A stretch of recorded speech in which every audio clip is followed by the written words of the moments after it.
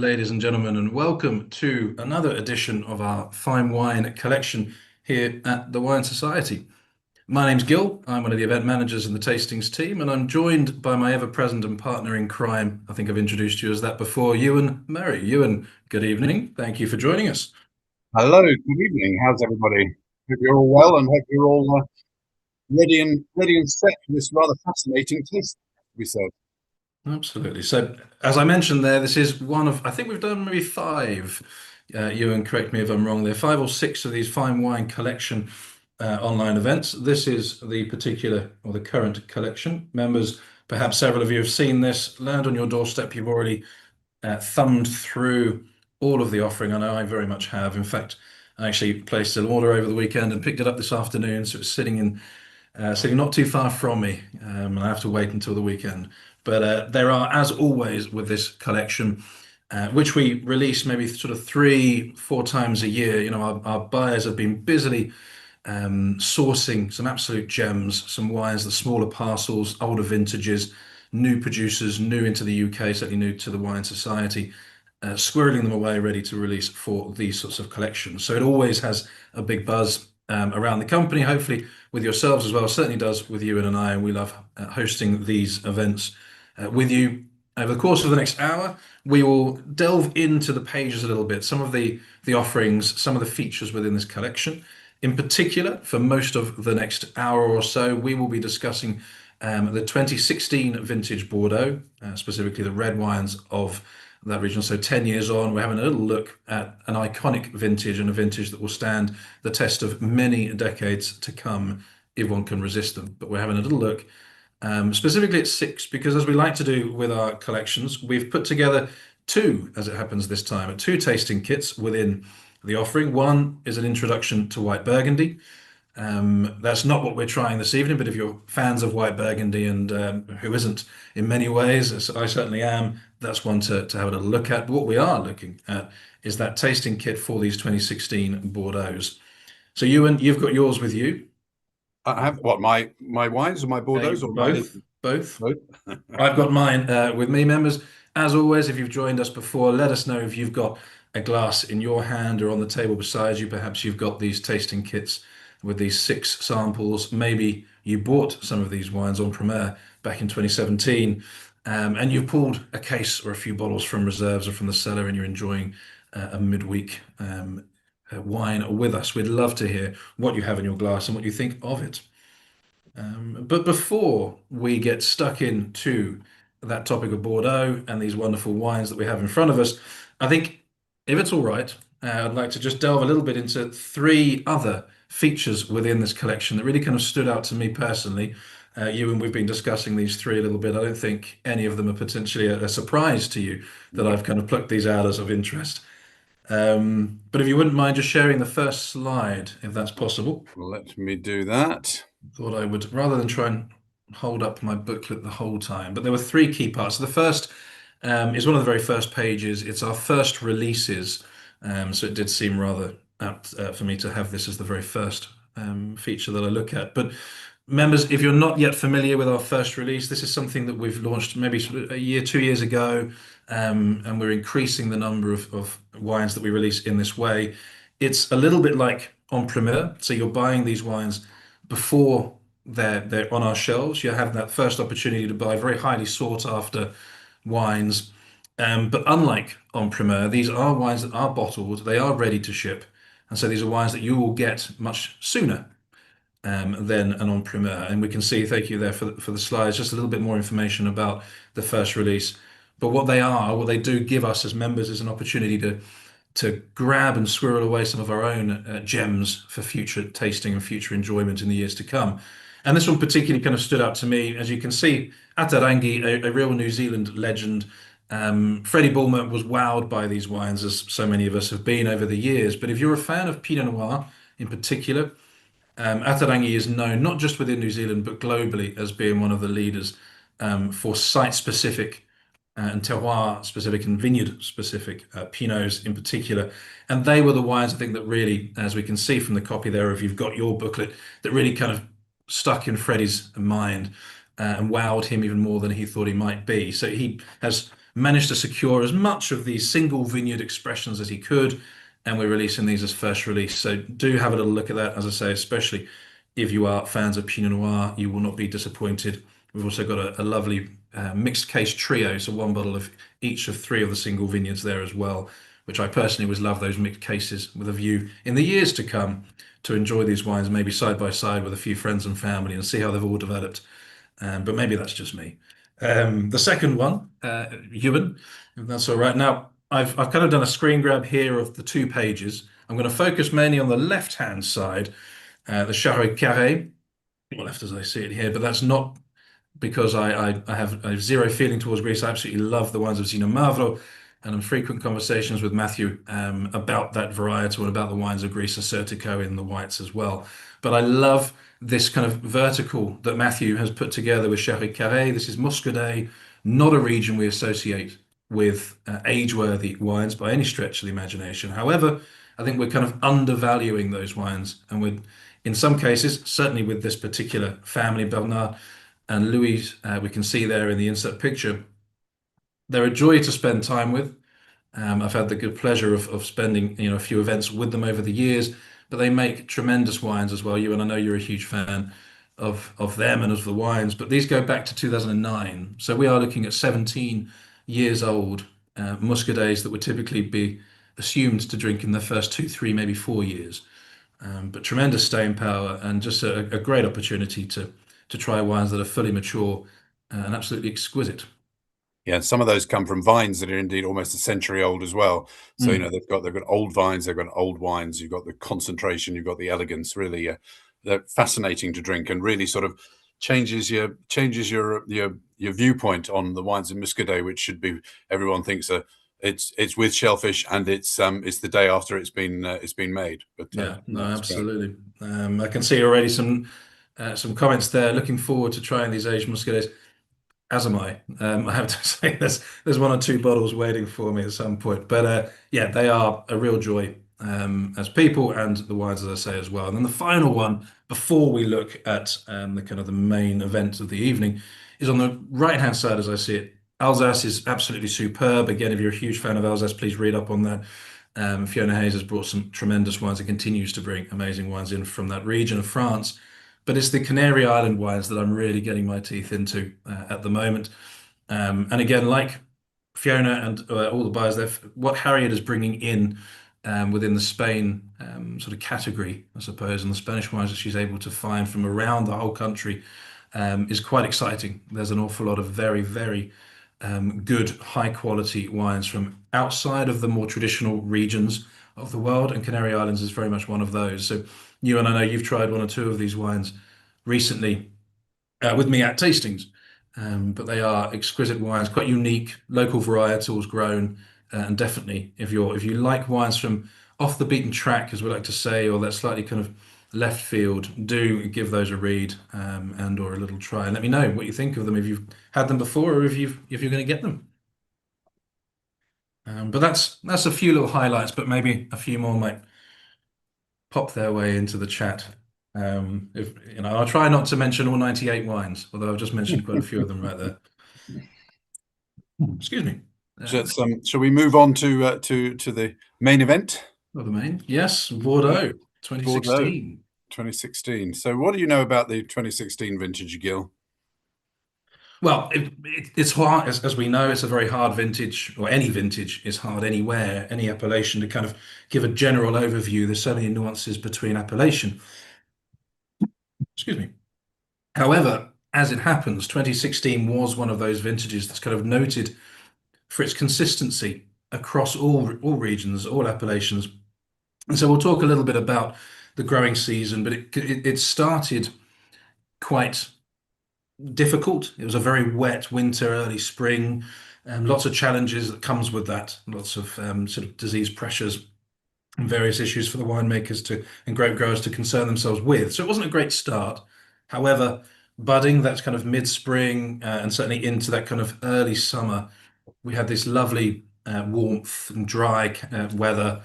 And then that moved into more of a prolonged period of drought into the end of summer. And what that did, the rains were a benefit, of course. If you've got drought, the rains added or allowed the soils to kind of replenish their water levels from the previous year. And that was, of course, then needed later down the line with this prolonged period of drought. But what that all did was it slowed the photosynthesis, it slowed the whole ripening process down. So what we've ended up with in 2016 is grapes with beautiful phenolic ripeness, as we say, but beautifully sort of ripe fruits and purity and precision is a word that I sort of read a lot when looking at 2016. Wines of great elegance and grace. There's structure, there's power, there's high acidity, high tannins, but they're fine and firm tannin. Then there's barely any kind of greenery across the entirety of the vintage, but we're not looking at a very kind of opulent style.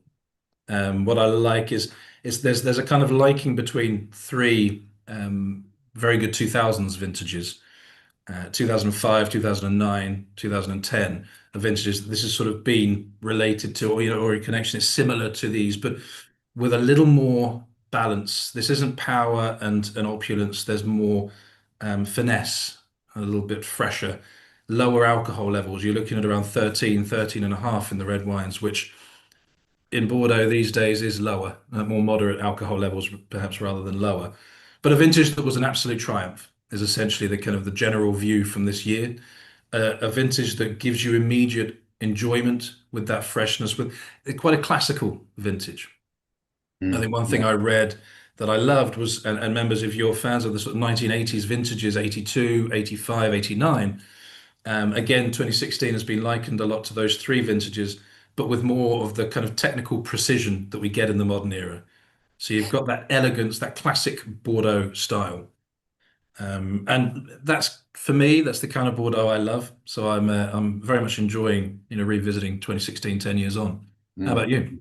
Yeah, no, absolutely. I think what I love is so often you hear about the vintage has been saved by the Indian summer or Mm. saved by heat and warmth in September, October, whereas this vintage was actually saved by judicious amounts of rain in the middle of September. Otherwise, it would have been a really hot and dry year, and it could have gone all belly up. But actually, I think yeah, 2016 is just it's taken a while to come round. Mhm. It's just sort of it's sort of hitting its bootstraps now, really. And it's just no, I think it's a gorgeous vintage. The structure is there, as you said, the acidity is there. You've got the tannins, but they're all that balance with the fruit, and just that half a degree or degree of alcohol off just gives it that finesse and that elegance. Yeah, Yeah, no, totally. yeah, Yeah, as yeah. we can see with our first wine, because I don't know about you, I'm getting a bit thirsty right now. Go on. Um, so let's talk about our first wine, which is Château Coufran from the Haut-Médoc. Gil, if you'd like to do a little bit of screen sharing on my behalf, that would be grand. Ooh.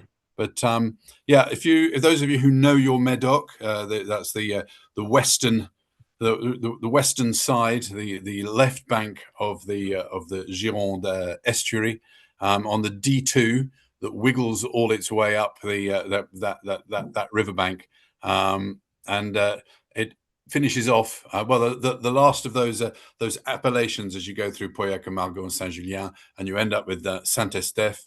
And just north of Saint Estèphe, so this is why it's Haut-Médoc, because it's just outside the area, in Saint-Seurin-de-Cadourne is the commune, roughly where the arrow is pointing there on the map, is Château Coufran, which has been owned by the Miaille family since 1924.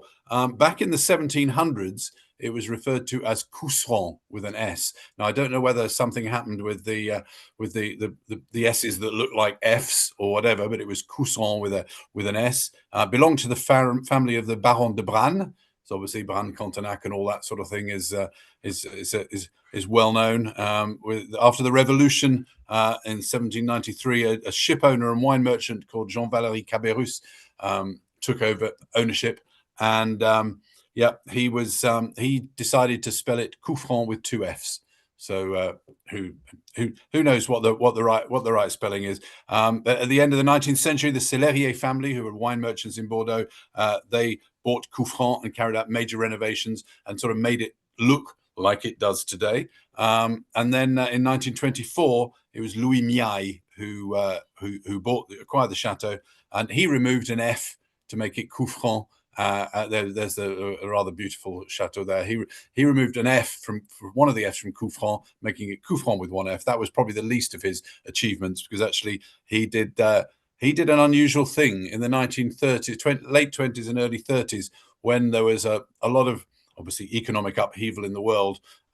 He was seeing all of his neighbours, his Cabernet dominant neighbours, and indeed he was Cabernet dominant, struggling to sell their wines. He thought, well, I need a point of difference here. So what he did was uprooted his Cabernet and planted an awful lot of Merlot. So much so that it's just turned it on its head. In Haut-Médoc, you do tend to get a little bit more, often tend to get a little bit more Merlot than Cabernet Franc. It might be a 50-50 blend or something, or even 45 or 40 of the Cabernet and then the others. But here we're talking 85% of Merlot, which is pretty rare on the left bank. Currently it's still in the ownership of the Miaille family. Has been all the way through. His sons Louis and Edouard were wine brokers and invested in several chateaux during the from sort of 1860 through to the mid 20th century with the rest of their family, including Chateau Pichon Longueville, Comtesse Pichon Comtesse Longueville, and the ownership of that chateau actually ended just in 2003 when the Edouard Miaille's daughter, May Eliane de Lancassagne, who is now 101 and living in South Africa on the Glenelly estate, that when she sold up, she decided to emigrate from France to South Africa, and she's still there today. An absolute grande dame of the wine trade. So she's a Miaille, they made wines all over. In fact, the other Miaille family are in the Château de Citran, or Château Citran. But here at Coufran, it's Marie-Cécile Vicaire and Eric Miaille, brother and sister, who now hold the reins to the chateau. Yeah, it's absolutely fascinating. It's made using the traditional Bordeaux technique, so it's exactly as you'd expect. It's temperature controlled stainless steel vats. They pump over, they punch down, they macerate, 3 or 4 or 5 weeks depending on the vintage.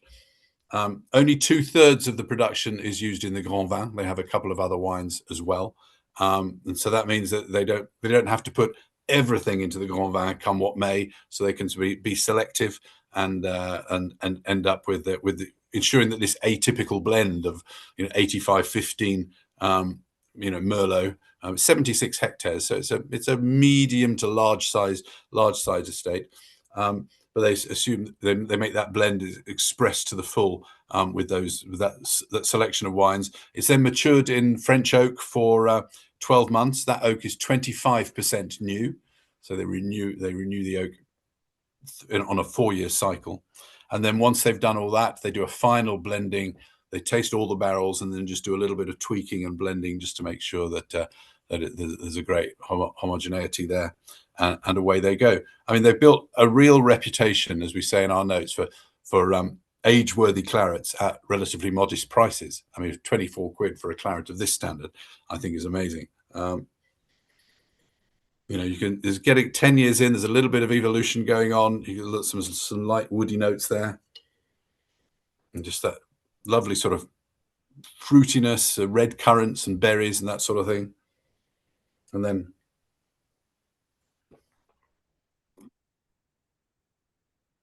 On the palate, there's a real freshness to it. There's a great structure, a real freshness. The tannins are fine. Smooth, tight. At the start of its journey, we're saying it'll go on for another sort of eight or so years. We are conservative when we do our drinking windows. I've seen other people look at it and say to 38 or to 2040 or even to 2042. But everybody's got their own way about how wine should age and when it should be drunk. I think this is drinking very well right now, and will continue to do very well in the coming years. What do you think, Gil? I think actually this is in that sort of what we would call a sweet spot for me. I like Bordeaux's with an element of maturity to them. Perhaps it's my sort of lack of patience and waiting, but I can admire and I do enjoy the very mature styles. But I much prefer this kind of almost a kind of middle ground where you still have wonderful, abundant sort of primary fruit, that fresh fruit character.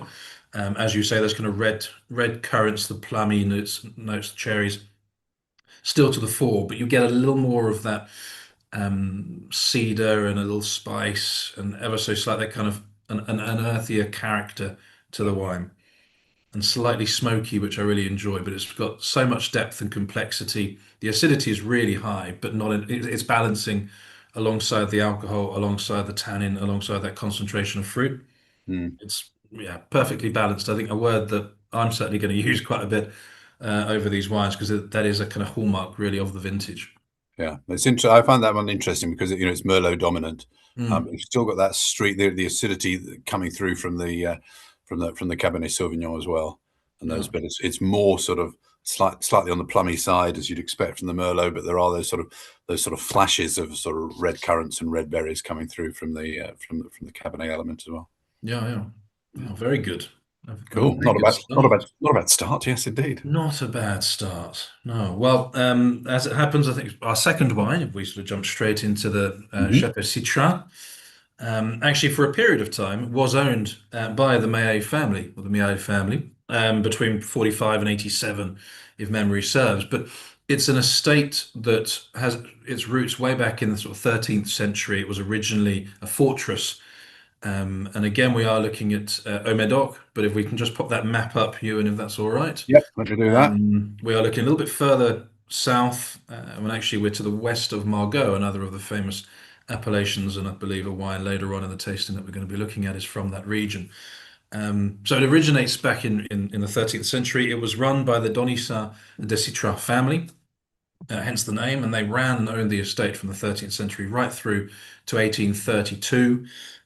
They sold that it's been sold sort of three times between 1832 to present day or 1996 when it was bought by the Millau family or the Milot family. Or we just go back one on the map.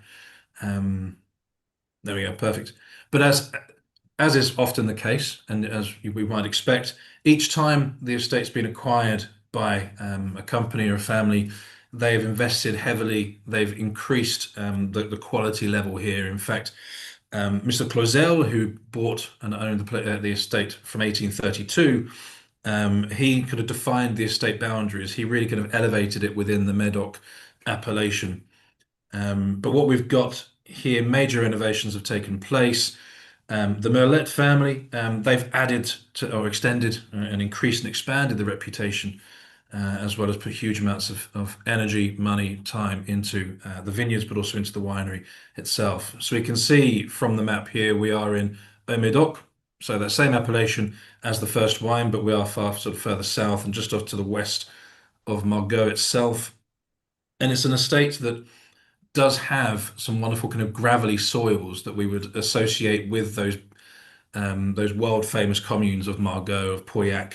And it's the gravel soils that Cabernet loves so much. It helps to lock in and absorb some of that heat and slowly emit that heat back up through the vineyard throughout the evening to help just continue that ripening process and continue the season. We can see a little glimpse through the trees of the chateau. I think it was in 2012. It was named a historical monument. We just get a little glimpse of it there, but also can see the spectacular barrel room as well, that kind of immaculate barrel room that we see beside us. So a little bit similar, I suppose, to the first wine. Highly regarded, highly sought after, great age-worthy wines. Really kind of punch, potentially, I suppose, punch a little bit higher than one might expect, especially for the price point of £22 a bottle here. You get change from the 24 with the first wine. But we've got this kind of combination of gravel soils and slightly sandier soils as well in their different plots. It's a fairly large estate, or certainly by the average standards of Bordeaux, which is typically around sort of 20, 30 hectares. Here, the vineyard size is 100 hectares or thereabouts, sort of 90 to 100. So they are at that larger end of the Bordeaux estates. They've sort of slowly acquired more land over the course of the generations. But it's the average age here is 25 years. We've got lots of beautiful Merlot. It's predominantly Merlot in terms of plantings, about 50%. But what they are looking to do, their long-term goal is to increase their Cabernet Sauvignon plantings here. Ewan, I think you might have the actual. I Um, think it's about 50 Merlot, 45 Cab, and then 5% Cabernet Franc. Actually, the yeah, blend here. Yeah. brilliant. What they also do here is they have this kind of mixed farming approach, very much an approach to sustainable farming. A third of their vineyards are farmed organically, but they use lots of cover crops to improve soil health and biodiversity. They've got the very traditional soil workings, and standards for sort of standard treatment. So they really do focus on long term on soil health, on sustainability, and it's that traditional knowledge with modern innovation and adapting to the environmental conditions, which allows them to produce, exceptional wines almost sort of year in year out. We rarely sort of talk of bad vintages or terrible vintages really in Bordeaux or anywhere these days. They're either exceptional or very good. Always the Um, vintage of the century every Vintage of year. the century. Yeah. Just so an update, I've got the figures I gave you there were the plantings, so 50, 45, and Yes. 5. The actual blend is 48 Cabernet Sauvignon, 47 Merlot, and Yep. 5 Cab Franc. Yeah. Which reflects, I think, yeah, they're kind of continuing, as I say, that increase the Cabernet a bit more. They've got those beautiful gravel soils. This particular wine sees around 12 months aging in oak, so stainless steel, temperature controlled vats for fermentation. Before then, around 12 months in oak, roughly a third to 40%, so 33 to 40% in new oak barrels. And each vintage, they partially kind of renew their barrel system. So there's always some new barrels in, and around a third of which is in here. And I think for me, we get a little more of that oak character coming through, a Mm. little more of that new oak perhaps in there. You've got that sort of the bit of pencil case thing coming in there, the sort of Yeah, that little cedary oaky pencil sort lead of, yeah, cigar box possibly in there a little bit yeah, as well. bit of spice. Yeah. But again, like with the vintage of the first wine and across, there's precision, there's balance, there's a freshness still at 10 years of age, Mm. and a wine that can continue to develop for the next few years as well. Yeah, it's got an elegance to it. I mean, it's next door to Margaux, so you'd expect some sort of elegance there, I guess. But it's got the firmness of the 2016 vintage as well. It's got some body and some character there, but still with that sort of elegant feel all around it. It's Yeah. rather good actually for 22 quid. I think that's And pretty it's a good. little bit perfumed. I think you kind of Mm. touched upon it, that how it is located so close to Margaux, and Margaux sort of typically give you or can give you that sort of Mm. perfumed, heightened sort of character on their wines. I think you get that here. Yeah, for £22, I think it's an absolutely brilliant example. Yeah, I agree wholeheartedly. Yeah. Okay. Well, that's great. I haven't been checking the chat as we've been going along, but there's a few things in there. Do keep on making your comments. I've got a couple of questions in there. Yeah, it's interesting. There's a couple of questions here that I didn't realize there was such a high percentage of Merlot in left bank wines. Is that normal? It's kind of not normal for left bank in the various the actual appellations themselves. In the more generic appellations like Haut-Médoc and Bas-Médoc, you will find a little bit more Merlot. Cabernet Sauvignon is the grape variety that grows best, if you like. Cabernet Sauvignon and its little sister Cabernet Franc as well grows well in those well-drained, gravelly soils. It's a late ripening grape, so it needs that sort of stony ground, as Gil was mentioning, to for the pebbles and the like to sort of store that heat and reflect it back, radiate it back in the evenings and the like. So yes, there's not often a high percentage of Merlot in the left bank, but in these two particular instances, these Haut-Médoc instances, there are. You'll see from the ones that are coming that we switch very much into the more Cabernet dominant things later on. And there was a technical question from Trish that said, did we put it into the sachets from bottle or Magnum or what? The answer is from bottle.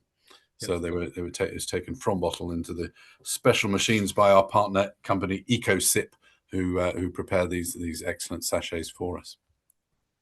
So there we go. Absolutely. Right, and I've now got to the stage where I can't, because I'm doing it on my laptop. I can't see. There we go. I can't see what's happening there, but not to Well, worry. we've got a question on pencil case, as you call it, but that sort of pencil shavings. Is that coming from, or where's that coming from? Is that coming from the oak? Is that coming from the grapes? Is that coming from maturation? Yeah, I think it's kind of it's an interesting one as to where it does come from. I mean, you get that sort of, people talk about graphite as whether graphite really smells or anything, but it is that sort of pencil case thing.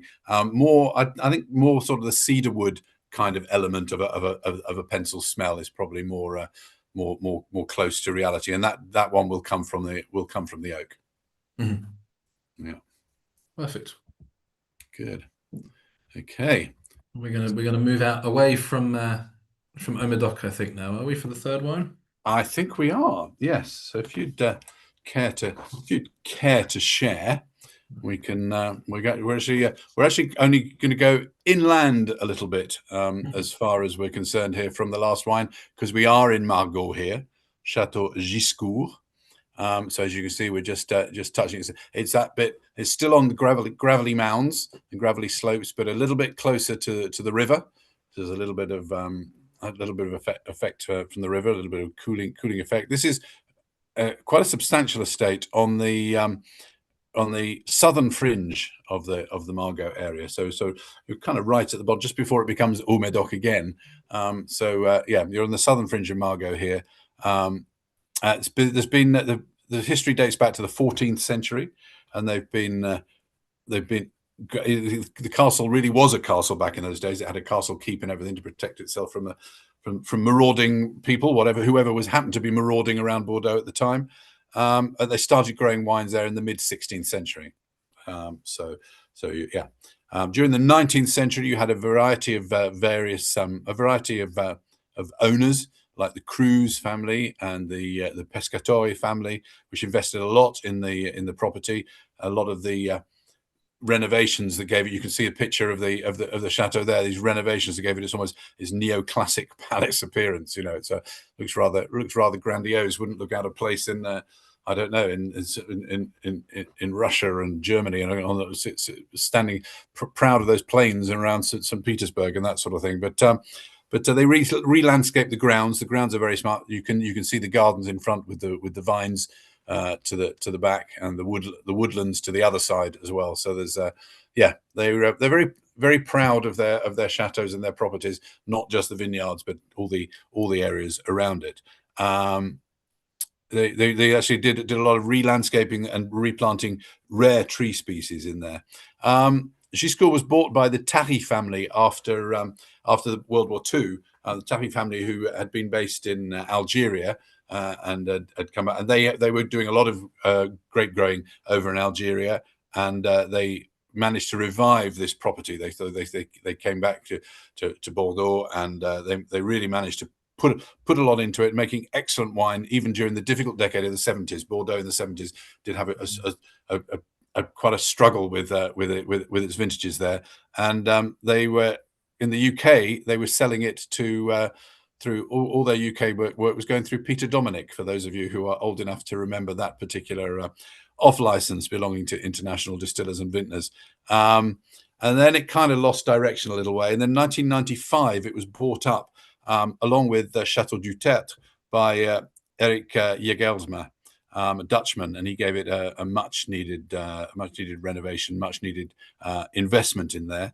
95 hectares of vines it has, spread out over several plots around Margaux, planted on the slopes of this deep gravel, this Garonne gravel. The plantings are 60% Cabernet Sauvignon, 32% Merlot, 5% Cabernet Franc, and 3% Petit Verdot.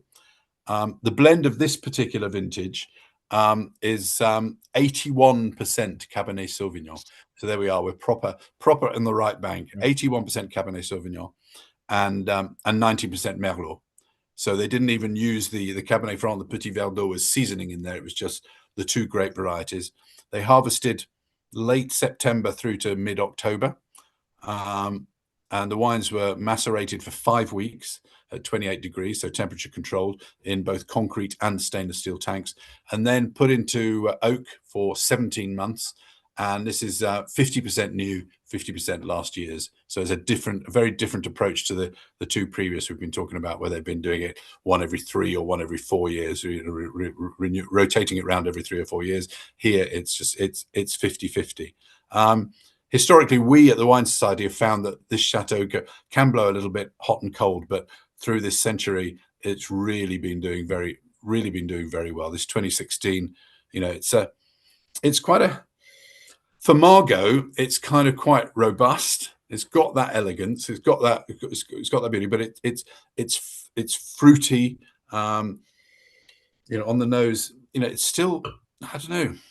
It's still seems quite tight. I mean, we're giving it a drink date of 2040, and if we're being conservative, then that could go on for longer. I've seen is that Neil Martin suggested 2050 in his particular notes for this one. So he pays your money, he takes your choice. But no, for me, it's still a little bit tight, but it's with a lot of swirling around and a bit of aeration, it's really beginning to show its true colours. Yeah, it definitely, concentration wise, you can see that increase from the first two wines. Yeah. It's definitely got more power and more. It's not as opulent as your 2009s. It's not as powerful as your 2010s. No, but it's got a little bit of both of those worlds in there. It's got more guts, I suppose. There's a little bit more oomph. But as you said, it finishes still very fresh. A really, really pure, very precise, great balance on the wine here. And alcohols, I think, at around 13.5 on this one as well. Is that right? Yeah, that's right. Yeah. Just 13. 13. 13. Okay. Yeah, 13. So again, we were talking the other day. I was chatting to a couple of people, and we were talking about Bordeaux and the alcohol. Some people were saying, well, we don't miss Bordeaux from the 70s and 80s with their alcohols of 11.5, 12%. Mm-hmm. I mean, sometimes in recent years they've sort of gone almost too much the other way. I've seen 14.5, and even a 15 once. But I think this sort of is a welcome return to the sort of 12.5, 13.5 is where it sits comfortably for me at any rate. Yeah. No, a tremendous one. As you say, a producer that's over the last kind of 2 decades in particular, this century has really started to create consistently high quality wines that we can thoroughly get behind. And this particular example is no different to that. Yeah, I think for me also, I'm always thinking with claret, what am I going to eat it with? And you'd think typically, okay, Sunday roast, etc. But I think you need, because particularly where this is at, sometimes I think claret is overdone for that sort of thing. But when it's at the start of its journey here, when you've still got those fine tannins, when you've got the acidity, you've got everything in balance, but quite big. It's quite still to settle down a little bit. I think when you've got something like a nice sort of rare but fatty piece of duck or something like that, or a good beef steak, but nice juicy and rare again, then you can really I'm getting hungry now. I haven't had my dinner yet. After we do this every time. I know. I should really eat beforehand, but At this kind of halfway stage, you start talking food, and then we both realise we haven't had dinners. There we go. Every time. Brilliant. Lovely. Well, it's a great trio to start things, I think, at that halfway point. Not wanting to kind of put you under some pressure at all, but I know you mentioned within the collection one or two other standouts that you quite like the look of. Yes. Well, there was. I mean, the first page I always turn to is the Small Wonders page, because there are some amazing value always in there. For me, there was a couple that I wanted to pick out. One was the Zephyr organic Marlborough Gewürztraminer 2024. I think that's fantastic. Zephyr Ben and the team there are doing a fantastic job there, and always interesting. There's a little bit of Pepe Mendoza, which you can't miss Pepe in the southeast of Spain there with his Moscatel. And then on the reds, for me, a firm favourite is the Lebanese Domaine des Tourelles, the Vieille Vigne Cinsault. I love a bit of spiciness and a bit of lift there. And our friends from Vadillo in Barada in Portugal, Eduarda in Vadillo there, which they do just some fantastic wines there. And we're talking about, look, you think it's Portugal, it's going to be warmer, etc. But actually, we're only talking 12.5% there as well. So those, and then the other thing you mentioned earlier about the Burgundies, because we got the introduction to Burgundy kit as well. The white Burgundies, I think in particular of Château de Beauregard, are among my favourites. Those sort of Mâconnais, purity of fruit, a judicious use of oak, and their single vineyards down there are fantastic. So yeah, get your nose into the book, or get your nose onto the screen, and see what you can't sort out. Do some pick and mix. And I did say that I wouldn't go picking all the wines, but I think maybe between the two of us, we kind We've of probably have. done it by now, yeah. But that's all right. That's the thing, though. There's so many great wines in there. It's I know. hard to change, hard to No. knuckle down to just three or four. Brilliant. Yeah, there's some wonderful wines there. I think second Ben Glover, in particular at Zephyr. I think it's superb work being done there in the Vadio team as well. I have a huge admiration and love for Portuguese wines and the indigenous varietals there and what they're doing. Definitely. I'm just going to have a quick look. I think there's one comment there about eating, what to eat with it. Have I got that right? Before we talk about the fourth wine. I would age it a few more years is the comment we've got here. Sorry, yeah. So I'd age it a few more years. That's the Gigor I think you've just talked about. It's surprisingly enjoyable already, but perhaps a little longer, or in drinking in front of a log fire. Which, yeah, that sounds rather nice too. Yeah, but it's going to get colder this weekend apparently, so we're all good. Well, hopefully it's the last log fire required for some time. Let's get that spring and summer coming through. And we had a few good days, and now I'm yearning for more. But let's move on to the sort of the final three, the second half of the tasting kit. And wine four, we can see from the map here, we are in Saint-Julien. And Branaire-Ducru is the name of the estate. So Château Branaire-Ducru.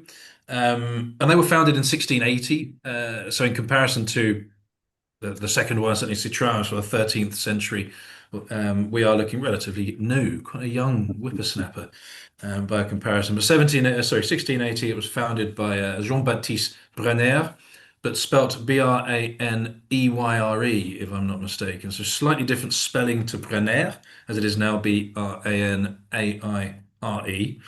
But he founded the estate in 1680, and he'd spotted, I think it was a neighbour in Château. He quite keenly and very astutely sort of noticed that there were some wonderful gravel soils and vineyards that were up for sale. So he's purchased some great gravel vineyard sites, which has stood him very well over the course of the last few centuries. Here's the estate itself, and we can see the vineyard on the small picture on the right-hand side there, and the immaculate lawn out in front of the chateau itself. So it was Branaire, some point between sort of 1680 and 1825.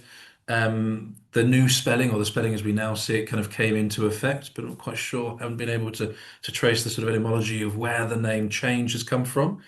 But the Deluc family sort of married into the Branaire family in the early 1820s, and they built the Grand Chateau in 1824 that we see in front of us here. The Ducru element to the Branaire-Ducru name, that was almost 200 years in the making. It was 1865, I think it was, where Gustave Ducru, who was a sort of distant relative. There were no heirs to there were no sort of continuing line of the Branaire. So he took over the estate in the 1860s, so almost 200 years after the founding, and added Ducru at the end of the chateau, hence Branaire-Ducru.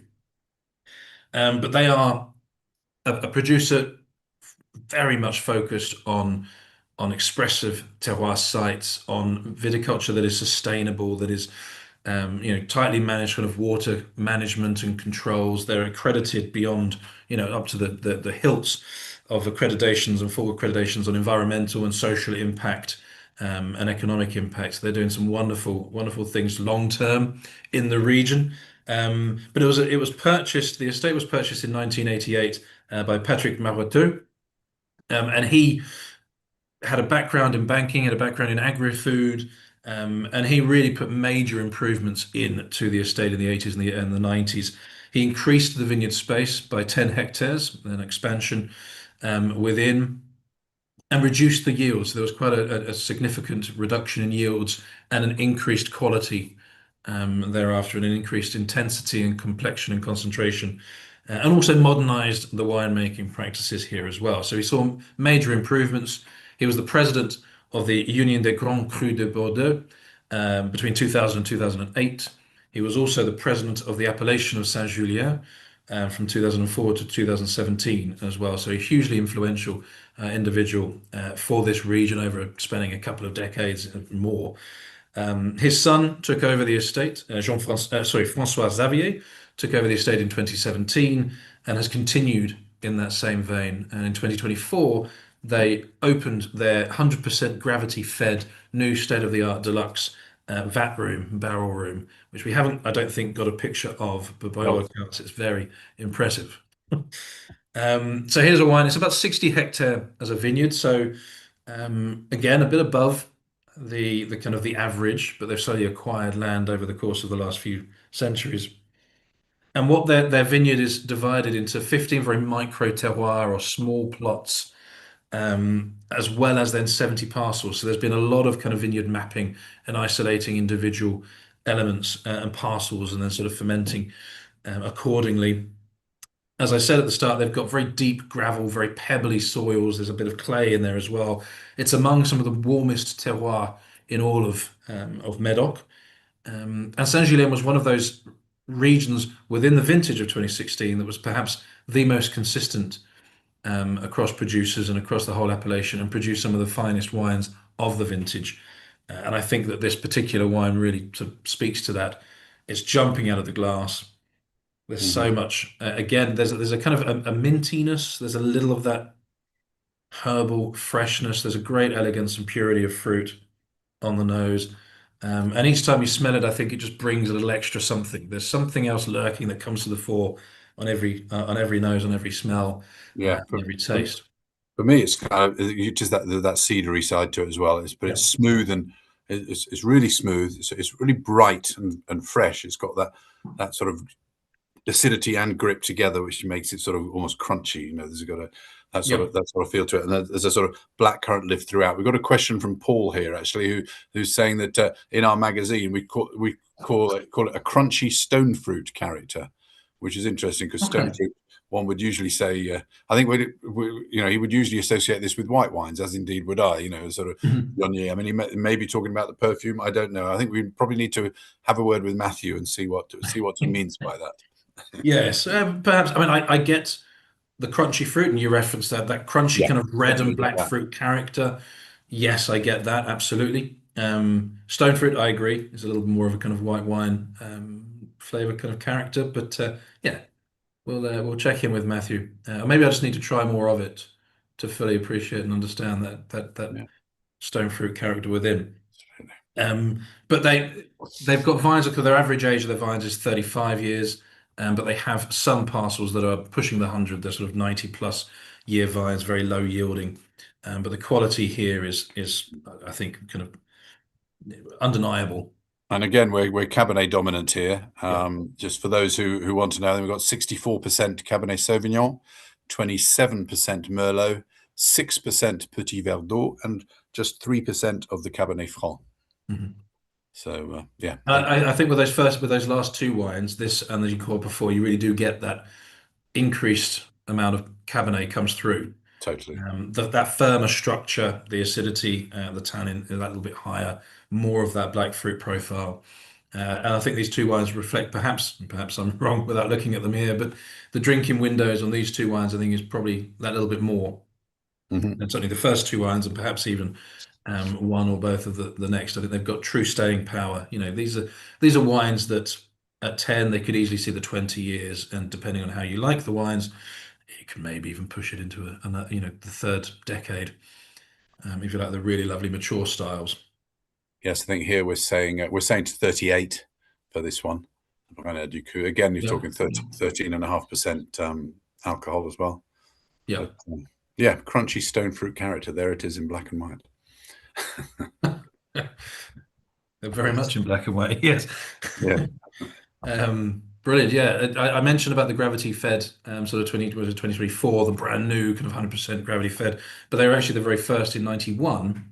Fun fact, but in 91 to bring in a gravity fed vat room in the appellation of Saint Mhm. Julien. So again, something that was brought in by the current family, among many other sort of increases or modernization and improvements within the winery, but certainly a producer that I think is fairly well known. It's a name that is recognized by lovers of Bordeaux around the world, but perhaps we all need to jump a little bit further in and do some more research on it. Yeah, cool. Okay, shall we move on to our penultimate wine of the evening? Yes. We're moving to the appellation of Pauillac here, and I can see by the flashing in Gil's face that he's just getting the screen sorted out. Well, that's terrific, that is, isn't it? I can't see the reflection of it quite in your glasses yet, but there we go. I'm going to wear contacts next. Yeah. There we So go. here we are, wine number 5, which is Château Batailley from Pauillac, and Pauillac is there in between Saint-Julien and Saint-Estèphe.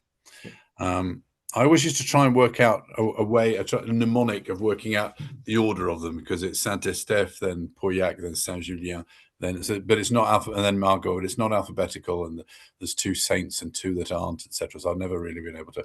I always get it wrong. I know Saint-Estèphe is in the north and Margaux in the south, but I always get the other two the wrong way around. But there we go. We're talking Pauillac here. We're talking Château Batailley, which is one of the oldest buildings in the commune of Pauillac. It's always appeared on regional maps back as far as we can see. There's the impressive barrel room there. The name originates, Château Batailley, bataille being the French word for battle, originates from the battles that happened on this plateau neighboring Château Latour up there during the 14th century, the battles that finished off the 100 Years' War back there, effectively. Vines have been grown here since the 17th century, and in the 18th century, the chateau was remade, and these cellars, these wonderful cellars that you can see here, were created. So they go back quite a long way. And it was classified a 5th growth in the 1855 classification. Unlike our Branaire-Ducru previously was a 4th growth, I believe, and Giscourt before that was a 3rd growth. So we're moving. Well, it depends. I'm sure they would say moving up the ladder as you're going that way, but others may say likewise. And nowadays, sort of almost 175 years on, how much of that is still valid? Other Bordelais would argue, but it's surrounded by a beautiful park. There's 6 hectares of park, which, just out of interest, was designed by a gentleman by the name of Barrier Deschamps, who was the landscape gardener for Napoleon III. So there you go, a little bit of history for you there. More recently, the Marcel and Francis Bory, so again we're talking the Bory family, they bought the estate in 1924, and that marked the start of the current ownership as well, the Bory Casteja period for Château Batailley. So they divided the property into 2 in 1941. So Francis took over the newly established Château au Batailley, whereas Marcel kept Batailley. His daughter Denise, who was wife to Émile Casteja, inherited the chateau in 1961, and then the chateau, right through for the next 40 years, was run by Émile, and then their son Philippe took over in 2000, and he's still there. The property is lived in by the family. It's not just a sort of ornamental thing or a workplace. It's lived in as well. And the family also own several chateaux at Lynch-Moussas, Beaucite, Trottevieille, and Domaine de l'Église, all in the portfolio of the family. There's been a lot of investment in the vineyards in the last 20 years since Philippe took over, and the property was always reliable, always long-lived wines, but they've improved and improved. It's absolutely it's a firm favourite, I know, with members in en primeur season and at other times as well. And we've been dealing with them for a long time. It was one of the very first Wine Society bought wines that I had back when I joined the society as a staff member in 2004, and so it's always got quite a. I've got fond memories and fond attachment to this one. We're talking about Cabernet Sauvignon again. It's planted on deep soils, the typical deep gravelly soils of Pauillac. That great natural drainage that it's got there, and as we were saying earlier, the reflection and the radiation from the pebbles up to the grapes at night time, yeah, a high proportion of Cabernet Sauvignon, 85% is the highest proportion they've ever put in. But it just is testament really to that 2016 vintage, which which was fantastic, as we alluded to at the beginning. While it was a little wet at the beginning, it was very warm. So the Cabernet Sauvignon, typically late ripening, ripened extremely well during this time. And then there's that little bit of rain in September just sort of eased it into harvest time. The blend is, as I said, 85% Cabernet Sauvignon, then it's 12% Merlot and 3% Petit Verdot as well. Their tasting note, they say the nose reveals an expressive mix of graphite, and actually this is opposite at the moment, because they were saying, where does the graphite come from? We were asking that question earlier. The graphite, they say it's due to the gravels in the soil, so it's the graphite is that sort of mineral edge to it. Now, there's a lot of controversy as to whether minerality really is a thing in wine, but as far as I'm concerned, it's definitely a thing. And that's where that comes from, that sort of mineral edge, sort of stony edge, graphitey edge that's there. They also say on the palate, the wine is supported by a solid base of tannins. Can never disagree with that with Batailley. There's always really firm tannins there. That's why it can be so long lived, but it's always in balance with the acidity in the fruit. Mineral notes, dark berries. They're suggesting blackberry.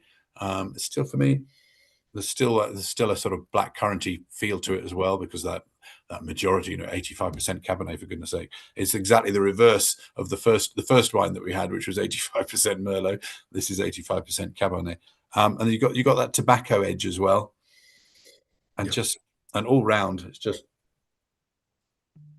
this has more of that tobacco, that cigar box character, I think, than the other wines there. But it's still got, Pauillac can be quite full on and quite gutsy as a style. Quite firm, but for me, it's showing a lot of elegance, this as well. Very, very much. Really. And yeah, so I think those three in the middle, and that kind of the next 15 years worth of progression, and you can really see in those three that we've just tasted, that concentration, that intensity, that it's a sweetness of fruit power there as well. Yeah, but still with so much primary fruit freshness that if you were trying this wine blind and weren't aware that it's 10 years old, I'm not sure I would pick any of those out as being 10. No. Batailley is a famous one for that, for throwing people off in blind tastings and the like. There's a question here about how Branaire-Ducru compares to Brane-Cantenac. Okay, yes. Well, I can't recall the last time I tasted both side by side. But I think generally I find that Brane-Cantenac is a little more, again, this is a general across all vintages, but typically a little more powerfully structured. You get far more of that kind of perfumed lift on the finish that Margaux is kind of famous for, being a Margaux estate, if I'm not mistaken. But yeah, you get a deeper kind of concentration and intensity with Branaire-Ducru. For me, there's a little more of a slightly fresher, a little less of that real high intensity across the board, as a general rule of thumb. But both exquisite, and both sort of highly regarded with fans from both ends. But yeah, worth a little taste comparison. Absolutely. If anybody has a bottle of each, let me know when they're open. I'll come round. I can taste them. I'm aware that it's now 2 minutes to 7. Shall we? Because we could chat about this all evening. Shall we move on to wine number 6? Wine number 6, the Chasse-Spleen, which I've got in the glass right here. Excellent. So yeah, so we finish in Mouly. We'll show I will show the map. Where we are looking. But this was an estate founded in the early 18th century by a Monsieur Gressier. And it was established, as I say, early 18th century. So again, even more modern by Bordeaux standards than some of the others we've looked at this evening. But what was crucial is it was built on a gravel hill, so we can see the region there. There's that kind of lilac. Is that the right color? As I quickly glance. But it was built on this Grand Pujol, this gravel hill. It overlooked marshland. It's quite near Pauillac, or the roads through to Pauillac here. But that gravel's really important, as we've mentioned several times across this event and across several of these wines. It was initially part of a much larger estate, and that estate was called Grand Pujol. But in the 1820s, between 1820 and 1822, that estate split into various multiple different properties, of which the foundations for what ultimately became Chateau Chasse-Spleen and Bordeaux and others kind of came and were born out of that. Um, the name itself, I think there's a few kind of rumors of where the name comes from. Was it a quote from Lord Byron? Was it a Charles Baudelaire poem? Um, I don't know. I don't know if you have a stake to any of these. No, well, it was for well, it was those are the two that I've heard of. The most common one. It was Byron who said that 'cause spleen being the French word for sort of the blues, basically, and chasse spleen to chase away the blues was that one. And then of course there's Baudelaire. There's a spleen idéal by Baudelaire. So I've no idea which one it's. I quite like the chasing away the blues though. It is Yeah, one of my favorite Bordelais wines. This one, and yeah, chasing away the blues is exactly what it does. excellent. Well, we'll go with that one for the purpose of Yeah. tonight. But I suppose a key figure within the chateau, we can see the picture here. A key figure really was a lady called Rosa Ferrière in the 19th century. She very much sort of strengthened the reputation of this estate. She showcased the wines in an 1863 London exhibition, so a decade before the Wine Society was founded, at another of those great exhibitions within the UK, within London.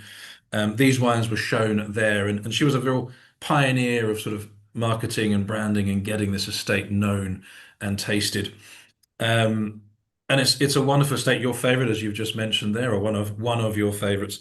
They were also another little key point as well that I like when I was looking here is they were the first Medoc winery to build an underground cellar, which they did so in 1963. So actually quite quite modern Mm. day, but the very first within the Medoc to build that there. But it's owned by the Merlet family, who I believe, if memory serves, also owned at the time the Citran, so the second wine that we looked at this evening. The estate at that point, so they bought in 1976, was about 40 hectares. They've increased the plantings. They acquired a major expansion sort of in the 80s of Château, which is nearby or next door, and that it gave them an additional 30 to 35 hectare under vine. So it massively increased their holdings. And their vineyard is now one of the largest in the Medoc. It's currently managed today by Claire Villard, who is part of the same family. So that family lineage keeps intact. And the actual company themselves, the family themselves, own around 450 hectares across various estates. So they're quite an important figure in Bordeaux and in the wine world.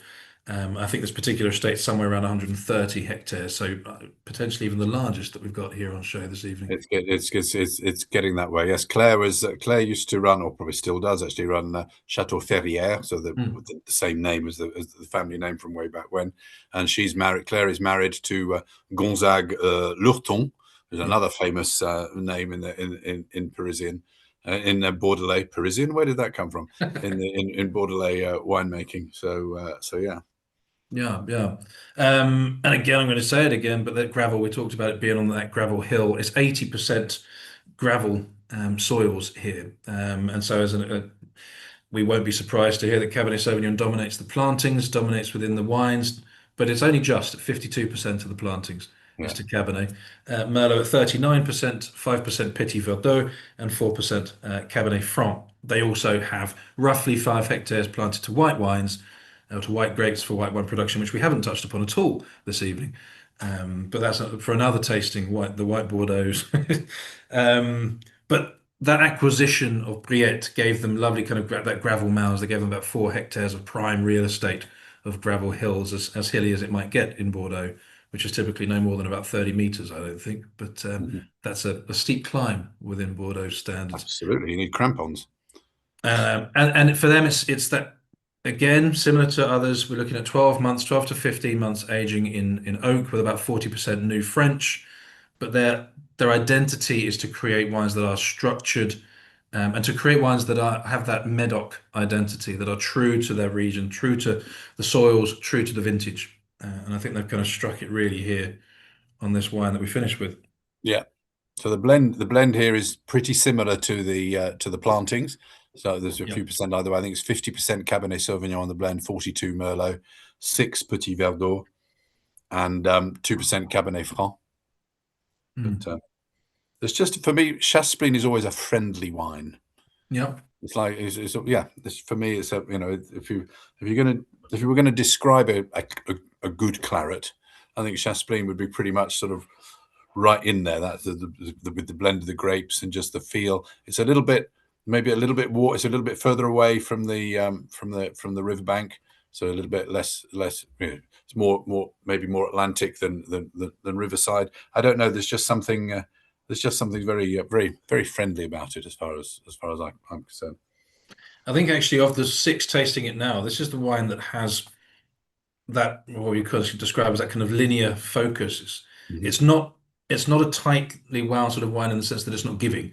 There's a lot of flavor, there's a lot of lovely fruit character. It's a really open and expressive. But for me, it's got a very sort of precise backbone, that spine of structure and acidity, and that I'm going to use it minerality. You know, it has that something, I don't know, something extra almost, perhaps than in other wines from the region, and otherwise not necessarily those that we've tasted. I think all 6 of these have been absolutely terrific. But there's definitely an energy that this wine has that, for me, and my enjoyment of wines, and when I like to have my wines, would suggest maybe this wine might see a little longer into the future, if I was able to hold off. Well, that's Because the I think I problem, did isn't see it? a mention in the chat. Are all these bottles, or are these wines available to sell? Let me ask again. Do we sell all these bottles? Is much better. That's the actual question. Yes is the answer to that. And what I can do is I can pop a little link to each of those wines in an email tomorrow, thanking you all for joining us. But yes, definitely, we can do that. Indeed. No. Well, that's been great. It's lovely to actually. I don't. Funnily enough, I've been in the wine trade for over 25 years. I don't drink a lot of claret. Which basically, there's so much other stuff out there as well to drink. And as Gil, some of you who've followed us on these tastings, and also who have met us on tastings around the country, you know that by our very nature as events managers for the Wine Society, we are generalists rather than specialists. When somebody asks you, "Are you the Bordeaux expert?" You'll say, "Yes, this week I certainly am, but next week I'll be the Italy expert, and the week after the South Africa expert." But it's really good to be able to taste 6 Bordeaux from one vintage, to do a horizontal vintage like that.